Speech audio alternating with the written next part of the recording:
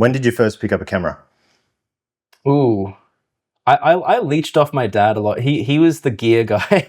Leached off your dad. No, I think that's where I learned. I kind of learned over time. Borrowed from the cabinet. That's right. Give me that. But I learned that I used my dad's gear and filmed stuff. But I think I was like, maybe I'm kind of a director because I like to pull other people's giftings and tell stories that way and not just make stuff all by myself. So. Sure. Yeah. Dad's video cameras were the first time I touched a camera is the short answer. So, can you remember the first movie you made? My dad was an evil villain with a machine gun chasing my sister is the basic plot. Perfect. I've come a long way since then. I'm way more interested in characters and like themes and growth and stuff of more substance. But I think the first finished thing was, my dad with the gun chasing my sister because guns equal tension, I think is what I was thinking. But yeah, you start somewhere. Actually, I'll throw in something too. I noticed that you and your dad had a film making journey. So is that the first stuff that you were kind of making, or were you, what's been your journey movie-wise with you and your dad? Or So my dad had an eye condition called retinitis pigmentosa. And while he could still see pretty good, he had about 50% sight when I was very young. He would borrow a VHS, I believe, camcorder to make the home movies just for memory's sake. And they were really fun memories because he would direct us. So, L, because my closest friends call me L and my dad calls me L. L, jump across the screen, jump across the camera and do this tumble roll. And he would show me how to do it. And he had a disabled arm too. He's still alive. And, so, and he would do all these tumbles and things. And it was, it just became a very fun play space growing up.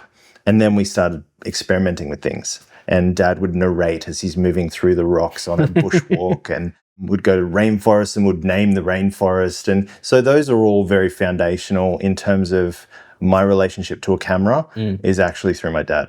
And so we have the same.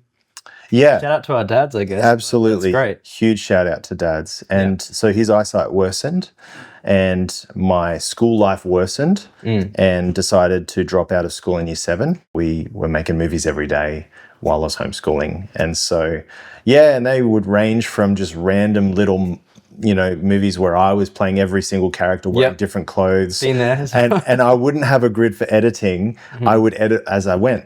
So set up the camera, press record with my little remote and play the bit, press stop, move the camera, change clothes, play the other character, record straight into character, press stop, move the camera back, change back. And so that when we played it back, it would play the way it's supposed to. Yeah. And so, and that was before I discovered Windows Movie Maker.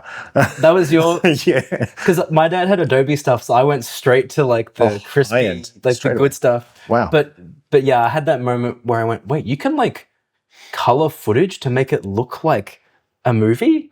Did you have that journey where you went from the rudimentary basics to actually, okay, there are techniques you can use to make a film that's not just kind of fun, but actually that next level up? Yeah. Whether that's storytelling techniques of structuring a movie or technically camera, lighting, editing, did you have that journey too where you kind of went through that? Yeah, well, in Windows Movie Maker, if I wanted it to look cinematic, I either used B and Dub, sepia, or sci-fi filter. So it's these templated. Yes. Yeah, that's cool. Yeah, just chuck it over the top. Good at the time too. It did. I didn't care about skin tones. Oh no, I tinted everything blue because that was the trend in the 2010s or whatever. But you start somewhere. You think it looks awesome as well. We'll probably look back on stuff we do now and go, the things I'd change, but. It's still cool having that transition where you're starting to see what making a movie could be.